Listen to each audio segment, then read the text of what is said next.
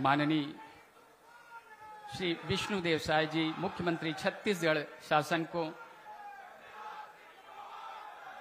खुमरी और हल भेंट कर सम्माननीय जिला प्रभारी मंत्री टंकराम वर्मा जी स्वागत अभिनंदन करेंगे। खुमरी पहनाकर एवं हल भेंट करेंगे माननीय मुख्यमंत्री महोदय को।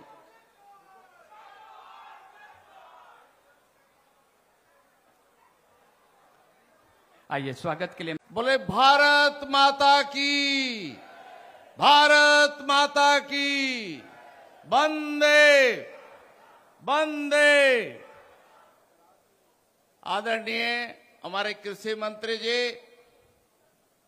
हमारे प्रदेश के मुखिया, हम सब के नेता माननीय मुख्यमंत्री विष्णुदेव साय जी यहां उपस्थित हैं। जोरदार ताली से स्वागत करें। यहां पर उपस्थित हैं हमारे पूर्व मुख्यमंत्री जो छत्तीसगढ़ में 15 सालों तक गांव गरीब किसान मजदूर नौजवान बच्चे बुजुर्गों के लिए काम किए, माताओं बहनों के लिए काम किए। ऐसे हमारे नेता विधानसभा के अध्यक्ष आदरणीय डॉक्टर रमन सिंह जी हैं। जोरदार तालियों से स्वागत। यहाँ पर उपस्थित है हमारे केंद्रीय राज्य मंत्री आदरणीय तोखन साहू जी, यहाँ के प्रभारी मंत्री टंकराम जी, यहाँ पर दयालदास बघेल जी सहित अन्य सभी मंत्रीगण, सभी माननीय सांसदगण, माननीय विधायकगण और जम्मो हमारे यहाँ मंच पे विराजमान सभी नेतागण और हमारे सामने बैठल हम तमाम सारे नेतागण हैं। सबला मैं आज के अवसर पर माननीय हमारे देश कर कृषि मंत्री की उपस्थिति में आज जो है 25 लाख के लगभग हमारे किसान मनकर खाते में आज जो है पीएम किसान सम्मान निधि का राशि आदरणीय देश के दुनिया के सबसे लोकप्रिय नेता आदरणीय प्रधानमंत्री नरेंद्र मोदी जी के द्वारा आज सीधे अंतरण करल जाए और अभी कुछ एक देर में आदरणीय प्रधानमंत्री देश भर के किसान मन के यहाँ संबोधित करी। हमला होकर जो है बात लो सुनना है और आदरणीय तमाम सारे हमारा अतिथि मन यहाँ पहुंचल है होकर भी सुनना है। आज माननीय हमारे कृषि मंत्री जी जहाँ किसान सम्मान निधि ला अभी देही ओकरे साथ साथ हमारे गांव गरीब किसानों के लिए उनके लिए एक से एक नया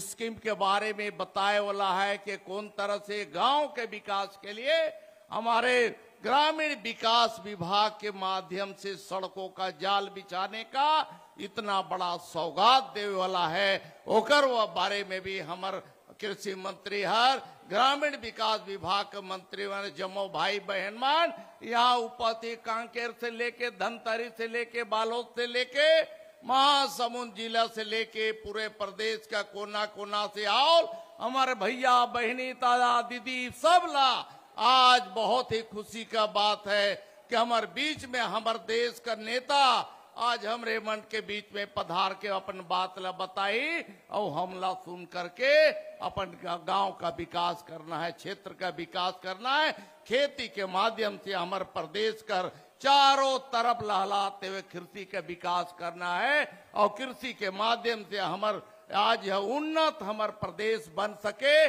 समृद्ध प्रदेश बन के जो है आगे प्रधानमंत्री जो संकल्प दिवाए है कि हमारे देश के विकसित भारत बनाना है, वो दिशा में हमारे छत्तीसगढ़ का प्रयास रही।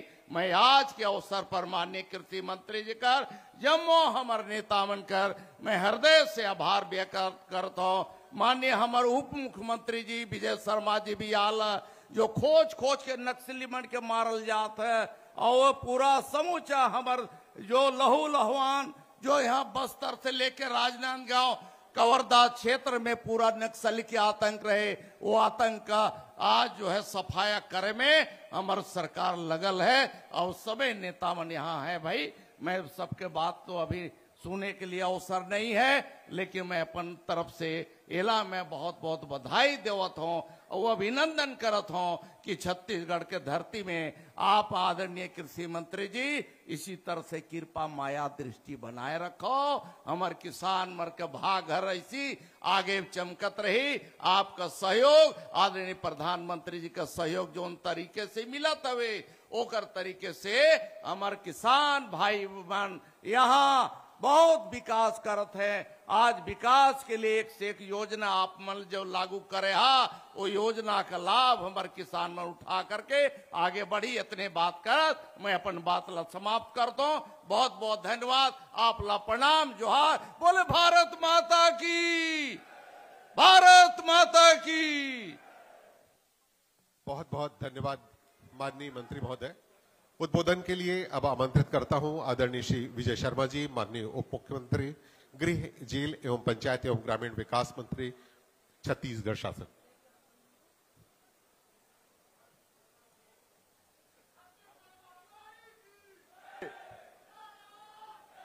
हेलो,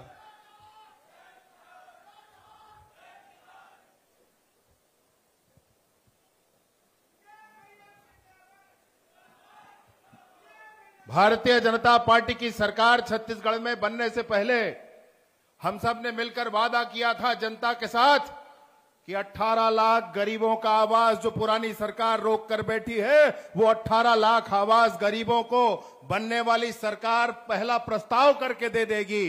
इस बात को माननीय विष्णुदेव साय जी ने पूरा किया, यहां प्रस्ताव किया और करने के बाद हमारे 2011 की सर्वे सूची का एक एक आवास गिनकर हमको देने वाले, हमारे आवास प्लस की सूची का एक एक आवास गिनकर हमको देने वाले और नक्सल पीड़ित परिवारों के लिए 15,000 और अतिरिक्त प्रधानमंत्री आवास देने वाले माननीय शिवराज सिंह चौहान जी हम सबके बीच विराजमान हैं। एक बार जोरदार तालियों के साथ आप उनका स्वागत करें, अभिनंदन करें।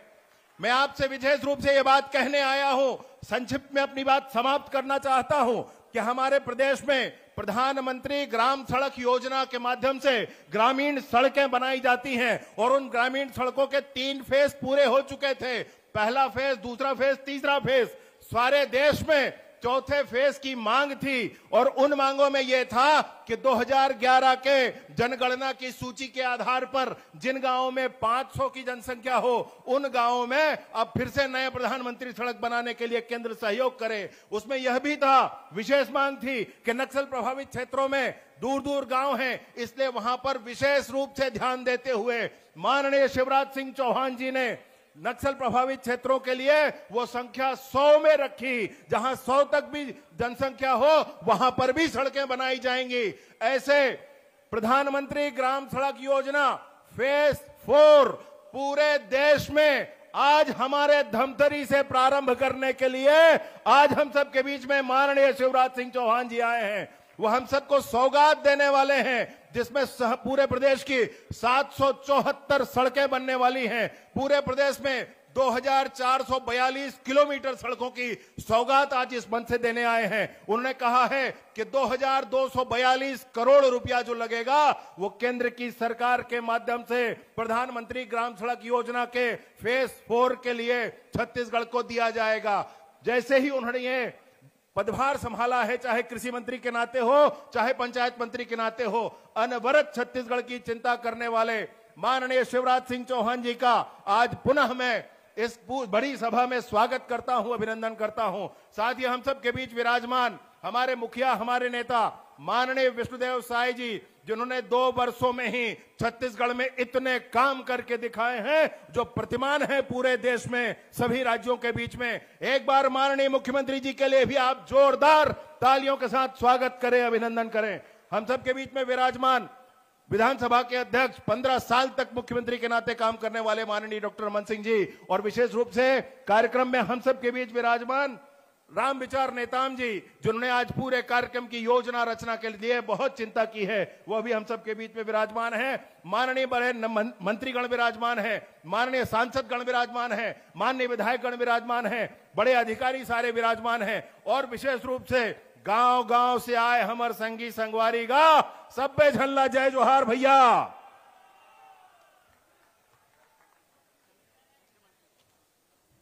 बहुत बहुत धन्यवाद माननीय उप मुख्यमंत्री जी। अब पूरे सम्मान के साथ मैं आमंत्रित कर रहा हूं हमारे प्रदेश के माननीय मुख्यमंत्री जी को उनके उद्बोधन के लिए। बोले भारत माता की, भारत माता की, छत्तीसगढ़ महतारी की, छत्तीसगढ़ महतारी की। नरेंद्र मोदी जिंदाबाद, नरेंद्र मोदी जिंदाबाद। जय जवान, जय जवान। आज धमतरी के ये पावन भूमि में आयोजित प्रधानमंत्री कृषक सम्मान निधि वितरण समारोह में आज छत्तीसगढ़ के लिए बड़ा सौभाग्य के विषय है कि हमारे बीच में हमारे देश के यशस्वी कृषि मंत्री, पंचायत और ग्रामीण विकास मंत्री और जो मामा के नाम से पूरे देश में विख्यात है ऐसे आदरणीय शिवराज सिंह चौहान जी उपस्थित हैं। मैं चाहूं कि आप मन सब एक बार करतल ध्वनि से उमन के स्वागत करा। आज के अवसर में हमारे प्रदेश के डिप्टी सीएम जमन के पास में गृह और पंचायत ग्रामीण विकास विभाग है, श्री विजय शर्मा जी, हमारे केंद्रीय राज्य मंत्री तोखन साहू जी, पूर्व मुख्यमंत्री और विधानसभा के अध्यक्ष डॉक्टर रमन सिंह जी, कृषि मंत्री रामविचार नेताम जी, हमारे मंत्रीगण दयालदास बघेल जी, टंकराम वर्मा जी, लखनलाल देवांगन जी, हमारे यहाँ के सांसद भोजराज नायक जी, पूर्व मंत्री और वरिष्ठ हमारे विधायक अजय चंद्राकर जी, यहाँ के महापौर रामू रोहरा जी और मंच में विराजमान सबो हमार नेतागण। मैं क्षमा चाहूं सबकर नाम नीलेत हो काहे कि हमला हमार कृषि मंत्री जी ला सुनना है और उसके बाद हमारे देश के प्रधानमंत्री जी ला सुनना है। समय कम है इसलिए सम्मानीय मंच और आज के ये समारोह में हमारे पूरे धमतरी क्षेत्र के अन्नदाता किसान भाई बहनी मन, युवा साथी मन, हमारे अधिकारी मन और मीडिया के साथी भाई मन, आज ये देश के लिए और विशेषकर किसान मन के लिए बड़े सौभाग्य की बात है कि देश के 9 करोड़ किसान मन के खाता में आज हमारे देश के यशस्वी प्रधानमंत्री श्री नरेंद्र मोदी जी प्रधानमंत्री कृषक सम्मान निधि के 21वां किस्त 18,000 करोड़ रुपया कोयम्बटूर से बटन दबा के डालने वाला है। मैं पूरे देश के और हमारे छत्तीसगढ़ के किसान मन के बहुत बहुत बधाई और शुभकामना देता हूं। और हमारे छत्तीसगढ़ में भी 24,70,000 किसान मन आज 4,094 करोड़ रुपया कृषक सम्मान निधि के उमन के खाता में जाने वाला है। तो छत्तीसगढ़ के किसान मन के भी बहुत बहुत बधाई और बड़े खुशी की बात है कि ऐसे शख्स हमारे बीच में उपस्थित हैं जो 18 लाख प्रधानमंत्री आवास हमारे एक प्रदेश के प्रधानमंत्री आवास के हितग्राही मन ला मात्र 1.5 साल के कम अवधि में दईन है और आज जेकर पूरे गांव में निर्माण होते, गृह प्रवेश भी कराइन है। आज पंचायत के विकास से लेकर पूरे छत्तीसगढ़ हमन जब जब भी आदरणीय शिवराज सिंह जी के जगह के पास में हमन जाथन छत्तीसगढ़ के विकास पर तो उम्मीद से ज्यादा हमन ला देहे के काम करते हैं। मैं और ज्यादा नहीं बोलते हुए माने कृषि मंत्री जी ला हमन ला सुनना है। मैं फिर से आप सबके तरफ से छत्तीसगढ़ के 3 करोड़ जनता के तरफ से हमारे देश के आदरणीय कृषि मंत्री जी के, पंचायत और ग्रामीण विकास मंत्री जी के बहुत बहुत स्वागत करते हुए आज समय निकाल के हमारे छत्तीसगढ़ के धरती में और ये धमतरी में पधारीन है। उमन के स्वागत, अभिनंदन, धन्यवाद। जय हिंद, जय छत्तीसगढ़।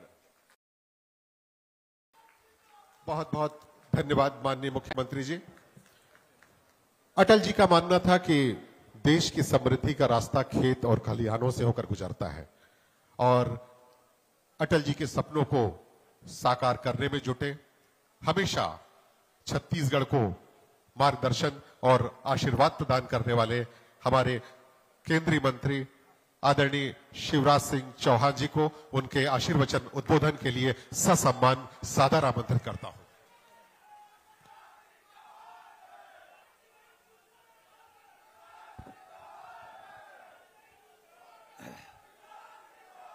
अब तो मामा हूं मामा।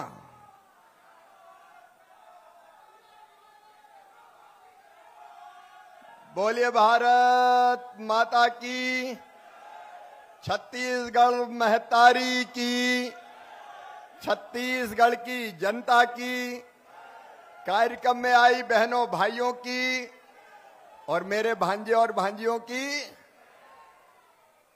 यहां मुझे लगता ही नहीं है कि मैं दूसरे प्रदेश में आया हूं, ऐसा लगता है जैसे अपने ही प्रदेश में आया हूं। ये छत्तीसगढ़ के हर कोने के हर ब्लॉक में विद्यार्थी जीवन से ही घूम रहा हूं और जब यहां आता हूं तो आनंद और प्रसन्नता से भर जाता हूं। आज मंच पर विराजमान हमारे यशस्वी मुख्यमंत्री, जिनके नेतृत्व में छत्तीसगढ़ विकास की नई गाथा लिख रहा है, आदरणीय श्रीमान विष्णुदेव साय जी, ताली बजा के उनका अभिनंदन कीजिए। हमारे पूर्व मुख्यमंत्री, जिनने छत्तीसगढ़ के विकास में अतुलनीय भूमिका निभाई है और कोई कसर नहीं छोड़ी, चाँर वाले बाबा के नाम से जाने जाते थे और अब विधानसभा के आदरणीय अध्यक्ष आदरणीय डॉक्टर रमन सिंह जी, हमारे केंद्रीय मंत्री लोकप्रिय नेता आदरणीय तोखन साहू जी, हमारे माननीय उप मुख्यमंत्री और गृह और ग्रामीण विकास विभाग संभालने वाले आदरणीय श्रीमान विजय शर्मा जी, हमारे लोकप्रिय कृषि मंत्री, जमीन से जुड़े नेता आदरणीय राम विचार नेताम जी, माननीय मंत्री छत्तीसगढ़ शासन श्री दयालदास बंसल जी, टंकराम वर्मा जी, हमारी सांसद बहन रूप कुमारी चौधरी जी, भोजराज नाग जी, हमारे साथी मित्र अजय चंद्राकर जी, रामू रोहरा जी, यहाँ के महापौर बहन अरुणा जी। अब चूंकि समय की सीमा है और हम सब बेसब्री से इंतजार कर रहे हैं माननीय प्रधानमंत्री श्रीमान नरेंद्र मोदी जी को सुनने के लिए, इसलिए मंच पर विराजमान हमारे सभी आदरणीय वरिष्ठ नेता, पदाधिकारी, जनप्रतिनिधिगण, मेरे बहनों भाइयों और बेटे बेटियों, आप सबको दोनों हाथ जोड़कर प्रणाम, जय जोहार। सबसे पहले धमतरी की अधिष्ठात्री देवी अंगार मोती माता के चरणों में प्रणाम करता हूं। अंगार मोती मोरे दाई, वो तोर अंगना में बरत है जोत, तोर अंगना में बरत है ज्योति, माता को प्रणाम। जम्मो महतारी भाई बहनों, मल्ला राम राम, आप सबको प्रणाम।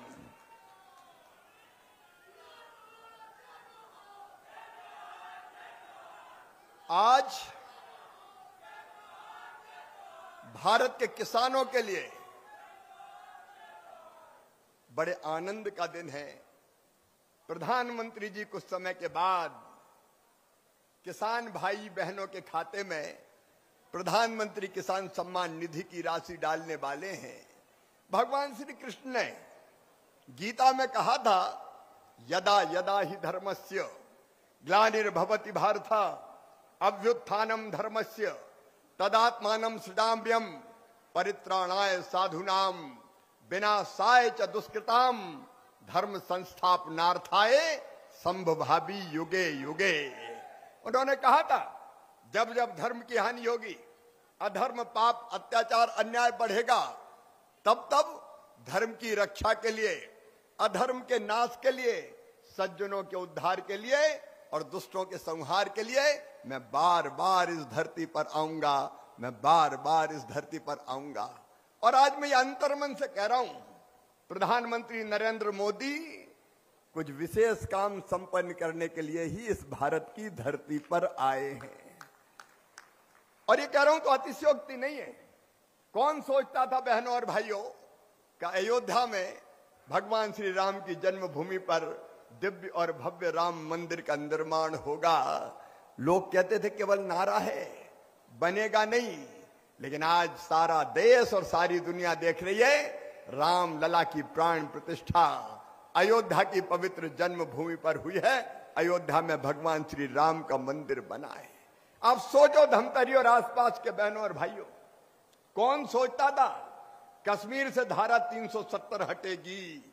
लोग कहते थे केवल नारा है जो बीजेपी के लोग लगाते रहते हैं, और कांग्रेस और बाकी लोग बड़ी बड़ी धमकियां देते थे, आग लग जाएगी, खून की नदियां बह जाएगी, सारा कश्मीर, जम्मू कश्मीर की घाटी जल जाएगी अगर धारा 370 को हाथ लगाया तो।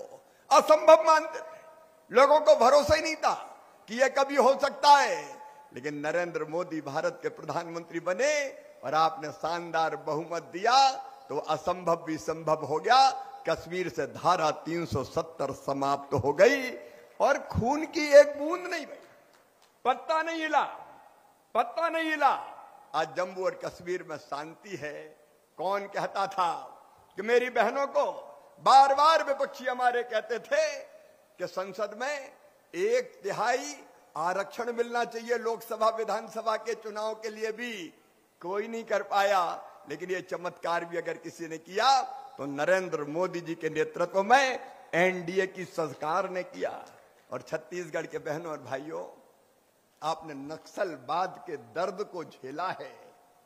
कौन सोचता था कि वो दिन आएगा जब नक्सलवाद का अंत कर दिया जाएगा?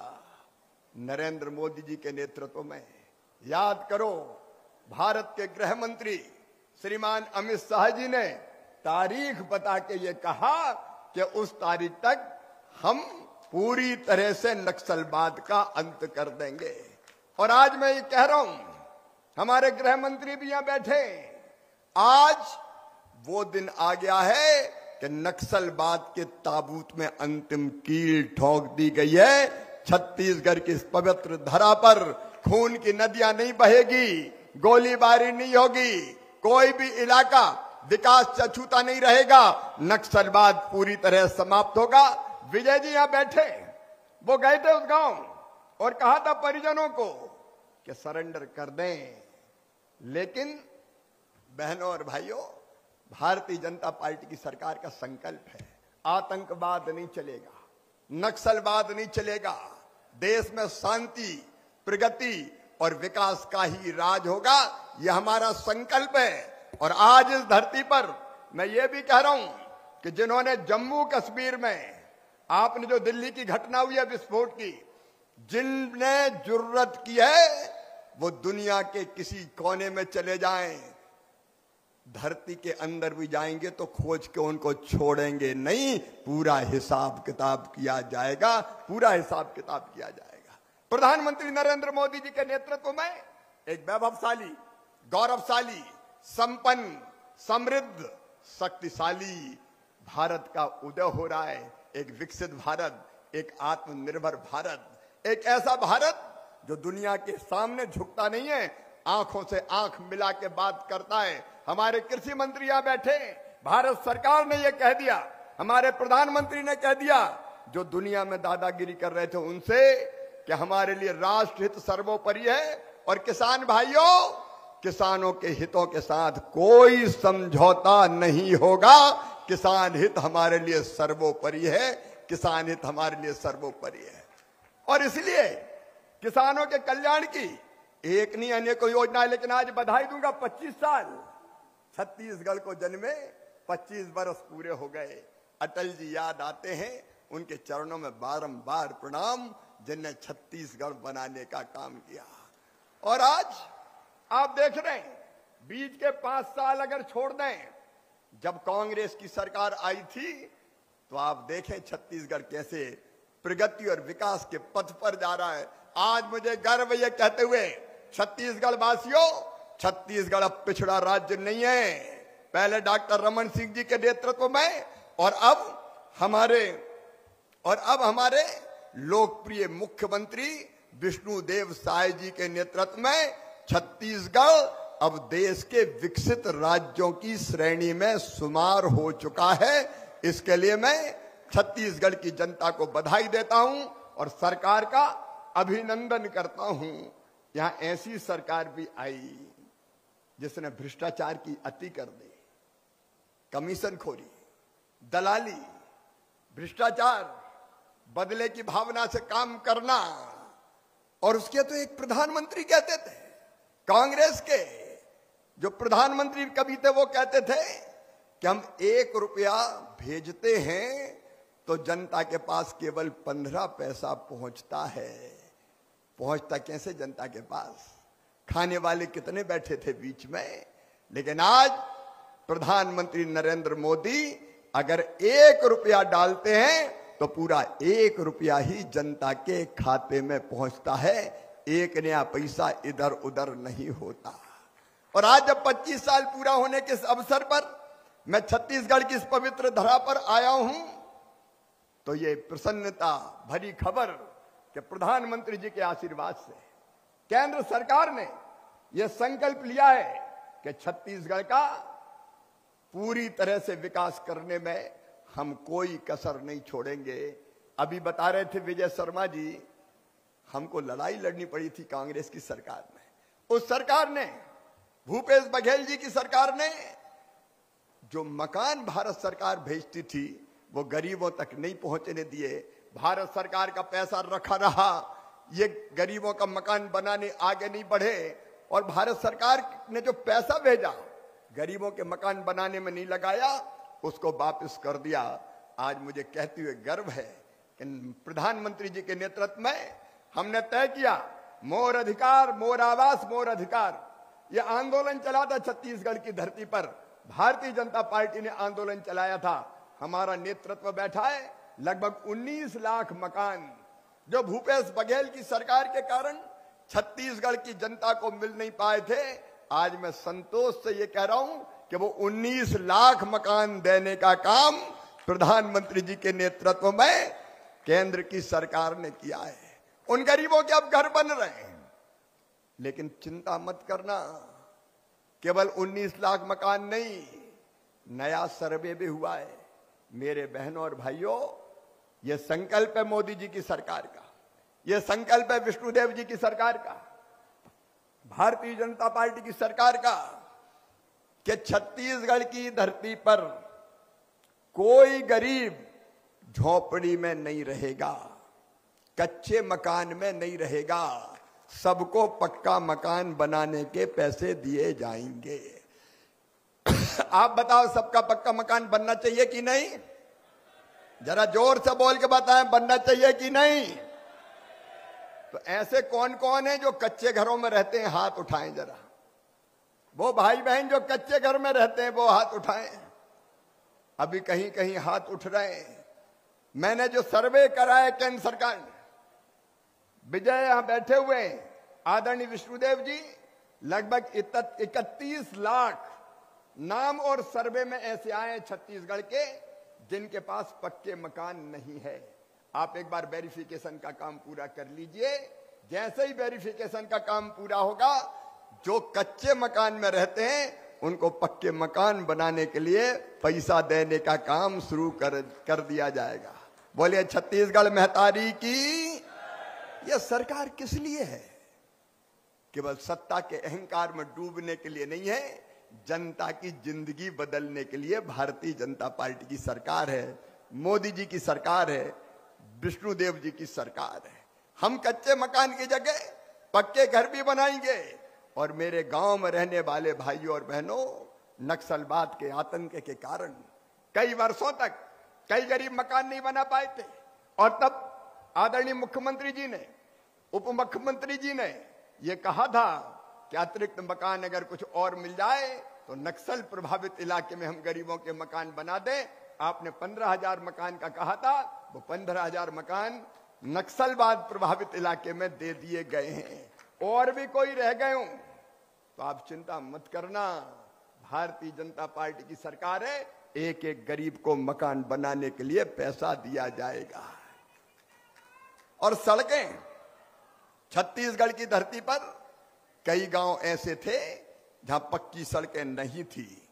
ग्रामीण विकास विभाग के मंत्री के नाते यह काम मेरी तरफ प्रधानमंत्री जी ने दिया है कि गांव में हम पक्की सड़कों का निर्माण करें। और आज 25 वर्ष पूरे होने पर जब छत्तीसगढ़ की इस पवित्र धरती पर मैं आया हूं तो एक सौगात आपको विष्णुदेव जी देने आया हूं। हमने ये तय किया है कि हमारे कुल मिला के 780 गांव छत्तीसगढ़ के उनको जोड़ने के लिए 2426 किलोमीटर सड़कों के लिए 2225 करोड़ रुपए दिए जाएंगे। वो स्वीकृति का पत्र आज मैं आदरणीय मुख्यमंत्री जी आपके लिए लेके आया हूं।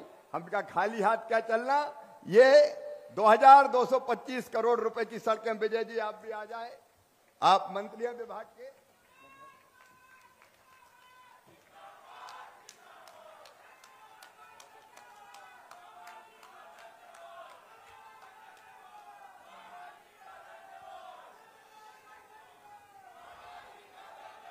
अरे तेरा तुझको अर्पण क्या लागे बेरा।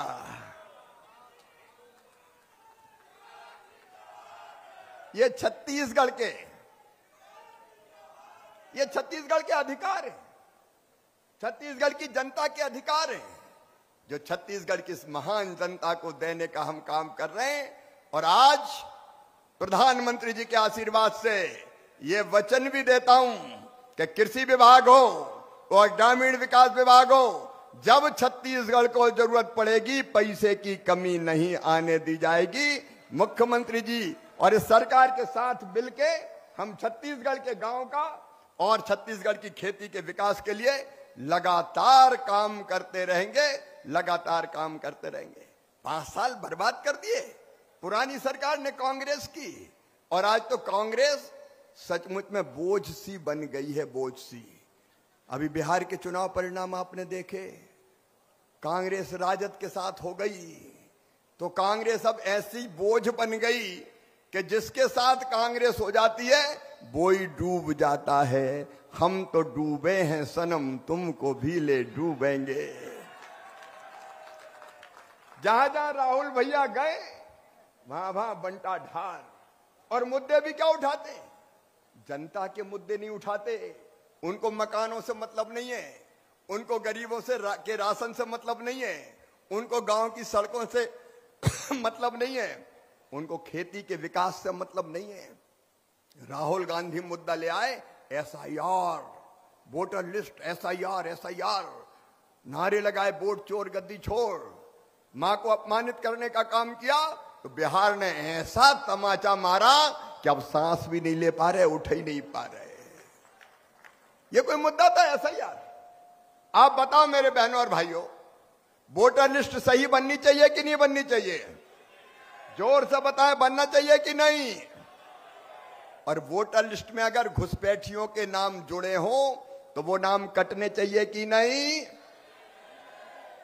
घुसपैठियों के नाम थे, बांग्लादेश से आ गए। अरे ये कोई देश की जगह, ये देश है कि धर्मशाला है? जब जिसके मन में आए तभी वो आके यहां बस जाए। कांग्रेस ने अपना वोट बैंक बनाने के लिए ये पाप किया बहनों और भाइयों कि देश में लाखों की तादाद में घुसपैठिए आ गए। आज भारतीय जनता पार्टी की सरकार का कहना है, केंद्र सरकार और राज्य सरकार मिलके अगर कोई घुसपैठिया छत्तीसगढ़ के और देश के किसी भी हिस्से में होगा तो चुन चुन के बाहर निकाल दिया जाएगा। घुसपैठियों के लिए कोई जगह नहीं है। ये घुसपैठिया घुसते हैं, हमारे संसाधनों पर अधिकार करते हैं, हमारा रोजगार छीनते हैं, हमारी खेतीबाड़ी पे कब्जा करते हैं, हमारी योजनाओं का लाभ लेते हैं। क्या घुसपैठियों के लिए फ्री में राशन है? क्या घुसपैठियों के लिए फ्री में मकान है? और इसलिए मैं आपसे पूछना चाहता हूं छत्तीसगढ़ वालों, जो देश के बाहर से आए घुसपैठिए, उनको बाहर निकालना चाहिए कि नहीं? पीछे तक बोले, निकालना चाहिए कि नहीं? ये कांग्रेस कहती घुसने दो, रहने दो, वोटर लिस्ट में नाम लिखवाओ और हमारे संसाधन छिनवाते जाओ। ये पाप किया है कांग्रेस ने, पाप जिसका परिणाम कांग्रेस को भुगतना पड़ेगा। कांग्रेस कहीं की नहीं रहेगी।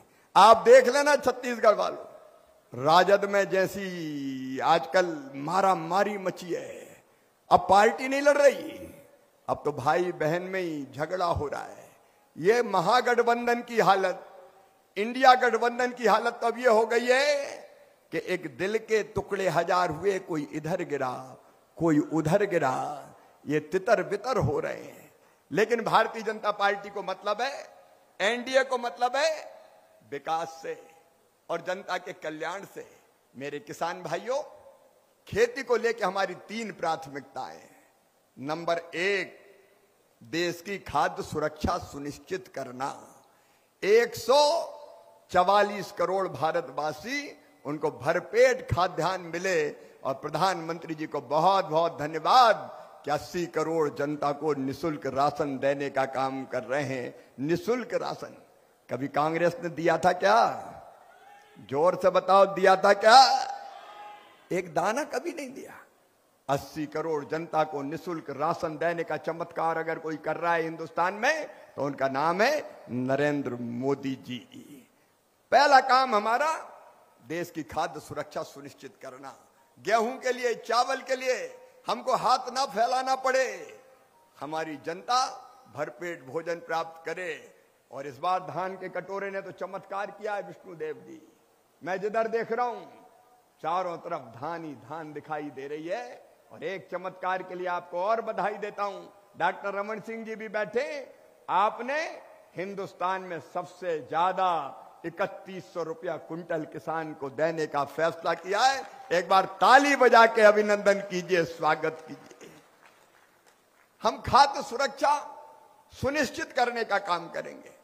नंबर 2, किसान को पूरा दाम देंगे। और दाम देने का काम मोदी जी भी कर रहे हैं और विष्णुदेव साय जी भी कर रहे हैं। लेकिन तीसरी चीज और है, पोषण युक्त आहार मिले, इसकी भी चिंता करेंगे। और ये तीनों उद्देश्य प्राप्त करने के लिए हमारी 6 सूत्री रणनीति है। किसान भाइयों, हमारे कृषि मंत्री जी यहां बैठे हुए हैं।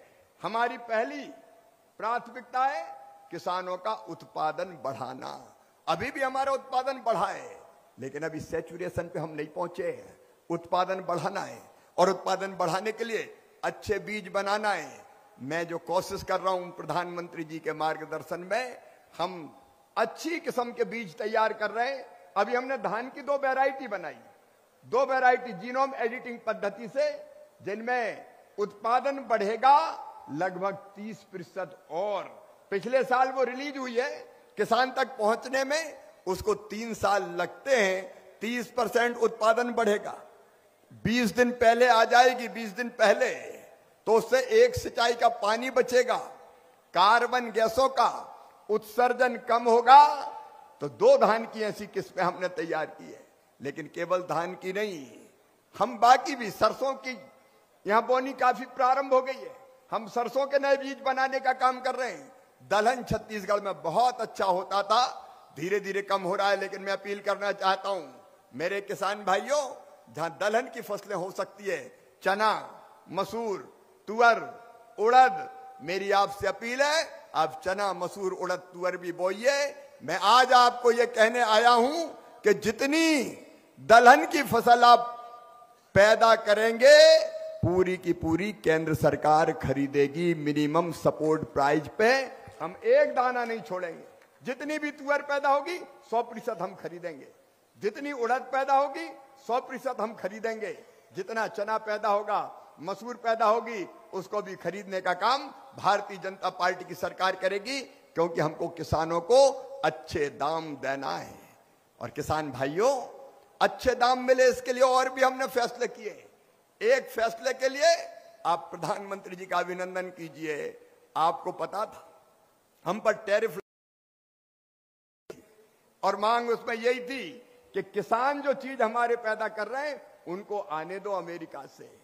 लेकिन प्रधानमंत्री जी ने कह दिया किसी भी कीमत पर समझौता नहीं होगा, किसान के हितों को मरने नहीं दिया जाएगा। हम किसी दबाव में नहीं आए, हम किसी के सामने नहीं झुके। क्योंकि हमको किसान को ठीक दाम देना है, उत्पादन की लागत घटे।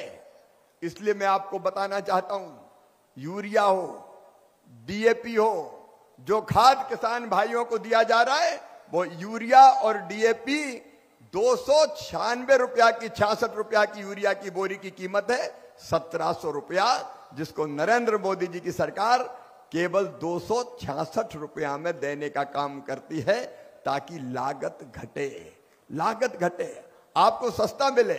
किसान क्रेडिट कार्ड पर लोन लगभग 10 लाख करोड़ रुपया अलग अलग लोन किसानों को मिलता है, कम ब्याज की दरों पर।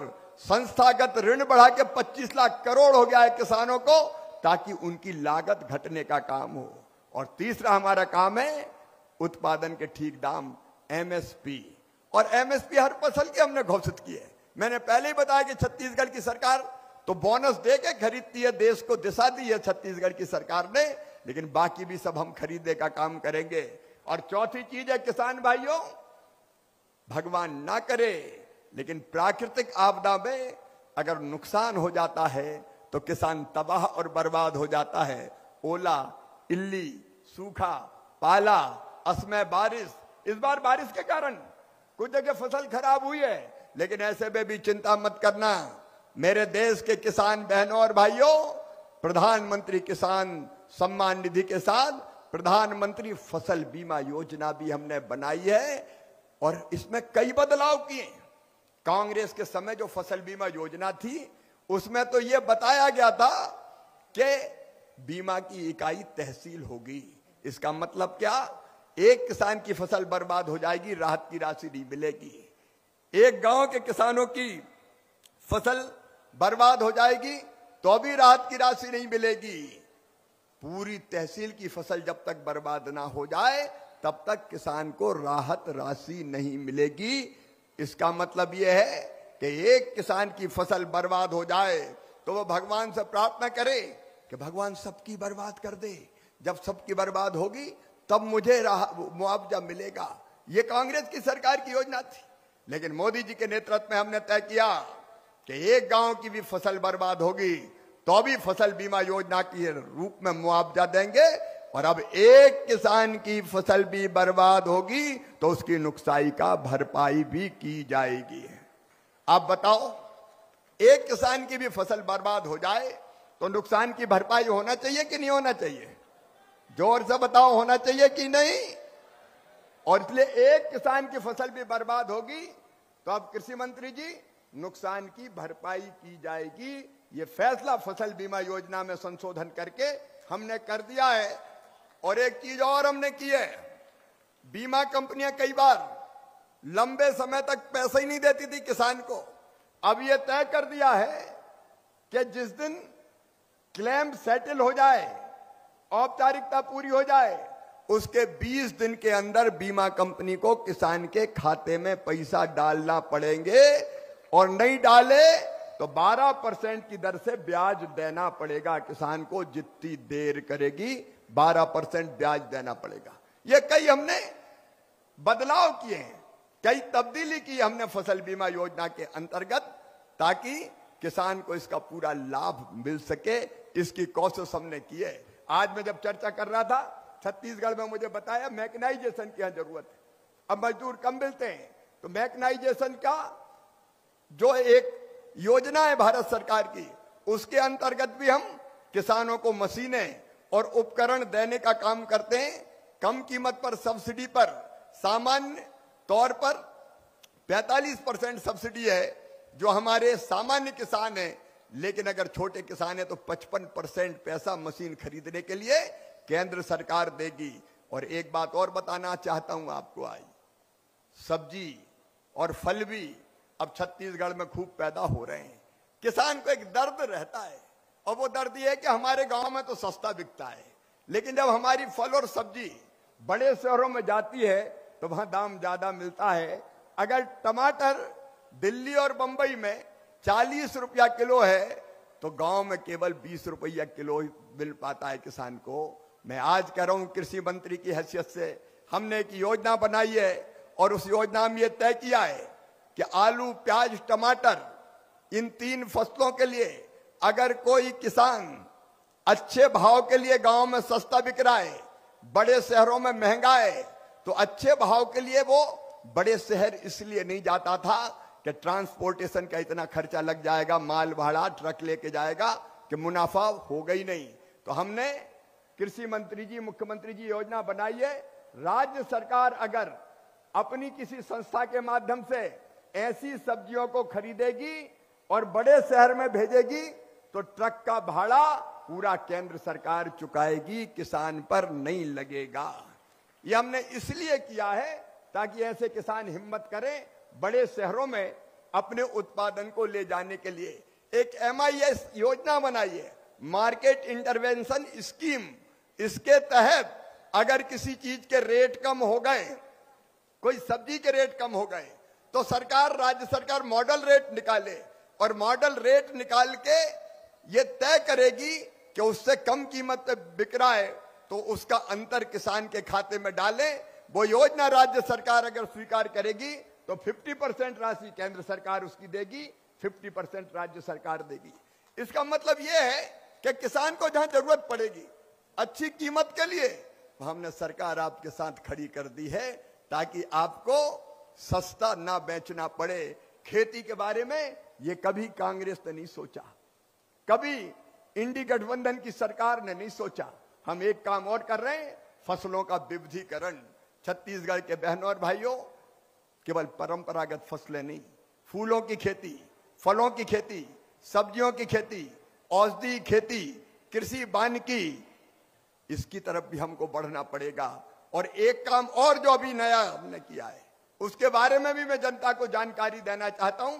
एक हमने एकीकृत इंटीग्रेटेड फार्मिंग, एकीकृत खेती, क्योंकि बहनों और भाइयों अपने पास छोटे छोटे जमीन के टुकड़े हैं, 2 एकड़, 3 एकड़, 4 एकड़, 5 एकड़, बड़े फार्म हाउस तो सबके पास है नहीं। तो ऐसे में अकेले अनाज की खेती से उसका परिवार नहीं चल पाता, उसके परिवार के सामने संकट पैदा हो जाता है। और इसलिए हमने तय किया है, एक मॉडल बनाया है जिसको पूरे देश में प्रचारित कर रहे हैं कि वो खेती के साथ साथ पशुपालन, बकरी पालन, मछली पालन, मधुमक्खी पालन, अलग अलग काम करेगा।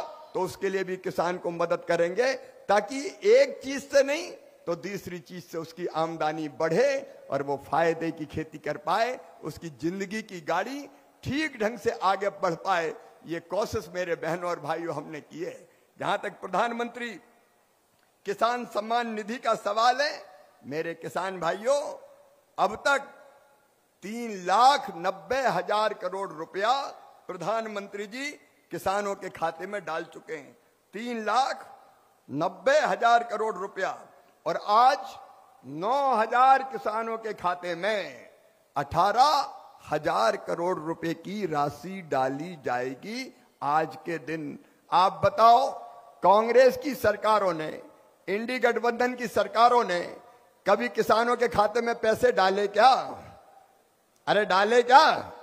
तो एक बार जोर से बताओ ना, डाले क्या? उनने कभी नहीं डाले। प्रधानमंत्री जी लगभग 4,10,000 करोड़ रुपया डाल चुके हैं और छत्तीसगढ़ के किसान भाइयों को अब तक 10,282 करोड़ रुपया इसके पहले मिल चुके हैं। और आज भी उनके खाते में 41,85,000 किसानों के खाते में लगभग 500 करोड़ रुपया डाले जाएंगे। 500 करोड़ रुपया। कांग्रेस ने केवल बातें ही बातें की, कांग्रेस ने केवल चर्चा ही चर्चा की, कांग्रेस ने केवल भ्रम फैलाने की कोशिश की। लेकिन एनडीए की सरकार, बीजेपी की सरकार लगातार यह कोशिश कर रही है कि किसान की आमदनी बढ़ाने का कोई तरीका हम ना छोड़ें, कोई तरीका हम ना छोड़ें। हमने तय किया है, प्रधानमंत्री सूक्ष्म सिंचाई योजना के अंतर्गत हमने ये फैसला किया है कि ड्रिप और स्प्रिंकलर के लिए, आप मेरी बात ध्यान से सुनना, ड्रिप और स्प्रिंकलर जो किसान अपने यहां लगा के सिंचाई करना चाहता है, क्योंकि नहर ये इलाका तो बहुत पहले से सिंचित है, यहां तो 100 साल से सिंचाई हो रही है और धमतरी के आसपास 2-2 फसलें लोग बहुत वर्षों से ले रहे हैं। लेकिन अब वो जमाना चला गया कि नहर पूरी खोल दी खेत में और खेत में पानी तलातल भर दिया।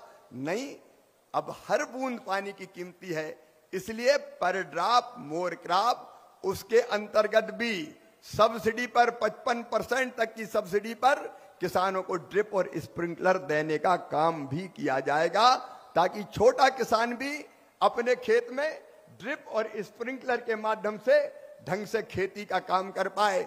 कम पानी में ज्यादा सिंचाई, यह हमारा लक्ष्य है। दूसरी तरफ ग्रीन हाउस और पॉली हाउस बनाने के लिए भी हमने सब्सिडी देने का फैसला किया है, क्योंकि ओपन में खेती नहीं, कई बार रोग ज्यादा उसमें आते हैं, पैदावार कम होती है।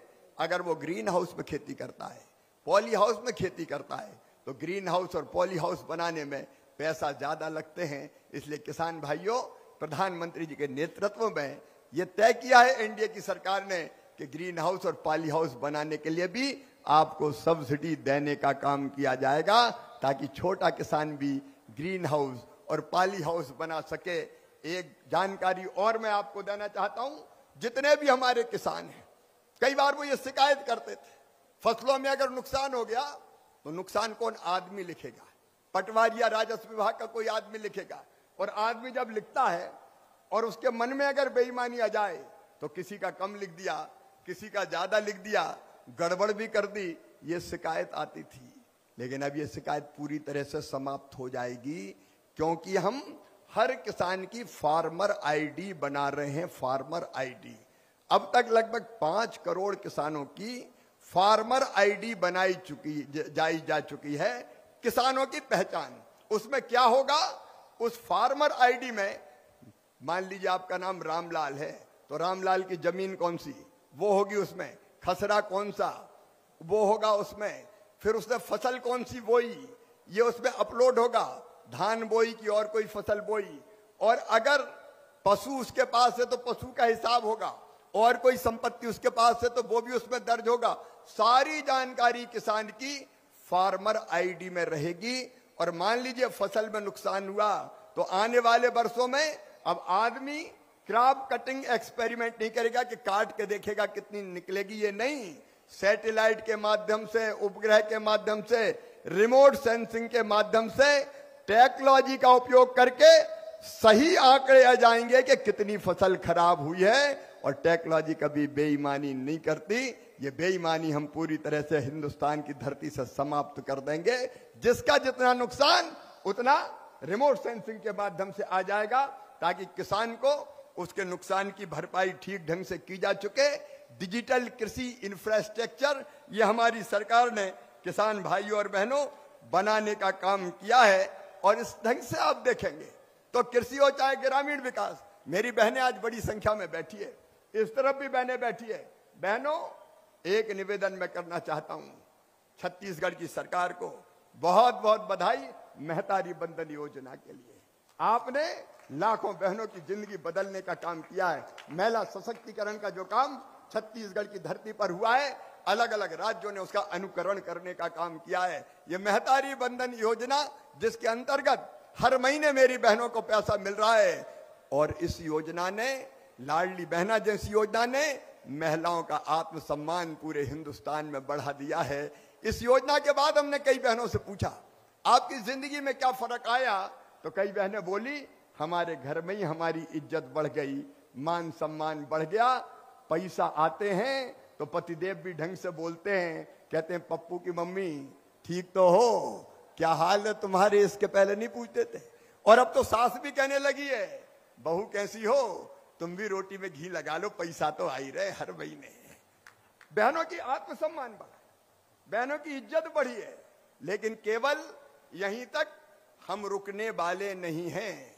बहनों सुनना, प्रधानमंत्री जी के नेतृत्व में लखपति दीदी अभियान चल रहा है, और मैं छत्तीसगढ़ की बहनों को भी ये कहना चाहता हूं, ग्रामीण विकास मंत्री भी बैठे, आजीविका मिशन के माध्यम से, स्वास्थ्य सहायता समूहों के माध्यम से हम हर बहन की आमदनी बढ़ाएंगे और छत्तीसगढ़ की भी हर एक बहन को लखपति बनाएंगे, लखपति बनाएंगे। कोई बहन गरीब क्यों रहे, उसकी आंखों में आंसू क्यों होने चाहिए, उसको भी जीने का हक है, बहन और बेटी को भी मुस्कुराने का अधिकार है।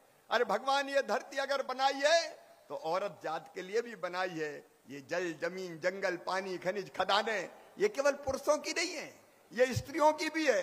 और इसलिए महिला गरीब क्यों रहे, वो मजबूर क्यों रहे, वो हाथ क्यों फैलाए, इसके लिए एक तरफ महतारी बंधन जैसी, लाडली बहना जैसी योजनाएं और दूसरी तरफ लखपति दीदी अभियान। मैं छत्तीसगढ़ सरकार को बधाई दूंगा। लगभग 4.5 लाख लखपति दीदी छत्तीसगढ़ की धरती पर आप बना चुके हैं और 8 लाख से ज्यादा आपने टारगेट तय किया है। लेकिन आने वाले समय में हमारी कोशिश ये होगी कि कोई भी बहन गरीब नहीं रहे। हर एक बहन की आमदनी 1 लाख रुपया साल से ज्यादा हो जाए। बताओ मेरी बहनों, मैं तुमसे पूछ रहा हूं, किसी बहन को गरीब रहना चाहिए क्या? जोर से बोलो ना, बहनें जोर से बोलेगी गरीब रहना चाहिए क्या? कोई बहन गरीब नहीं रहेगी।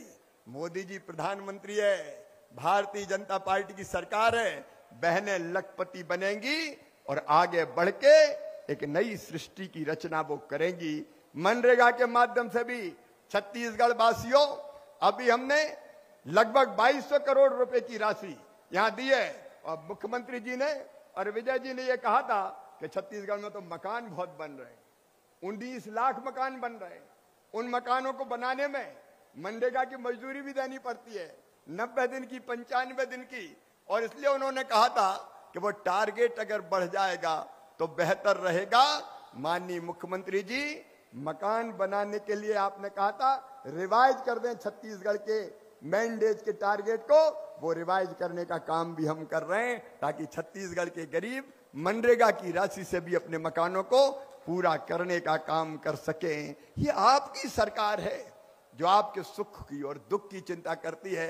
एक फैसला और मनरेगा के अंतर्गत हमने किया है। अब मनरेगा की राशि वो ब्लॉक, आदरणीय मुख्यमंत्री जी, विजय जी, जहां पानी की ज्यादा कमी है वहां 65% राशि मनरेगा की जल संरक्षण के कामों में खर्चा की जा सकती है। किसानों के खेत में तालाब, चेक डैम, स्टॉप डैम, बोरी बंधान, जल को हमारे कृषि मंत्री बैठे, अंडरग्राउंड वाटर के लेवल को ऊपर लाने के लिए आप इनके निर्माण के कामों को हाथ में ले सकते हैं। उसमें मनरेगा की राशि प्राथमिकता के आधार पर खर्च की जा सकती है। मेरे प्रिय बहनों और भाइयों, माननीय प्रधानमंत्री जी अब हमारे बीच आने ही वाले हैं। उसके पहले कुछ हितग्राहियों को लाभ का वितरण होना है और इसलिए एक बार मैं फिर आप सबको प्रणाम करते हुए, हाँ, जब मैं धमतरी आ रहा था तो धमतरी आने के पहले मुझे लोगों ने कहा था कि धमतरी अगर आप जा रहे हो तो यहाँ के जो हमारे पकवान हैं उनको जरूर चखियाना। मैंने नाम सुनाया भगवती होटल और बैगा होटल के मूंग बड़े का। जब मैं जाऊं तो विजय जी जरा ये मूंग बड़े दिलवा देना, बड़ी तारीफ मैंने सुनी है। और ये भी मुझे कहा कि लस्ता जरूर खाना, लस्ता। छत्तीसगढ़ के भोजन का अपना आनंद है, यहाँ के लजीज व्यंजनों की अपनी शान है। मैं एक बार फिर धमतरी की इस पवित्र धरती पर जनता जनार्दन को प्रणाम करता हूं। प्रधानमंत्री नरेंद्र मोदी जी को एक बार दोनों हाथ ऊपर उठा के ताली बजा के उनका स्वागत कीजिए। आज हमारे खाते में किसान सम्मान निधि की राशि वो डालने वाले हैं और हमारे कल्याण के लिए अनेकों काम कर रहे हैं। ऐसे प्रधानमंत्री जी हमारा नेतृत्व करते रहे और हमारा छत्तीसगढ़ भी लगातार आगे बढ़ता रहे।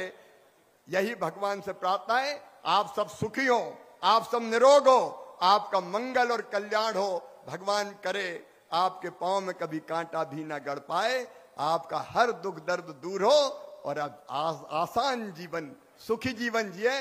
भगवान से यही प्रार्थना करते हुए मैं अपनी वाणी को विराम देता हूं। मामा की सबको राम राम, जय जोहार। बोलिए छत्तीसगढ़ महतारी की, छत्तीसगढ़ महतारी की। बहुत बहुत धन्यवाद।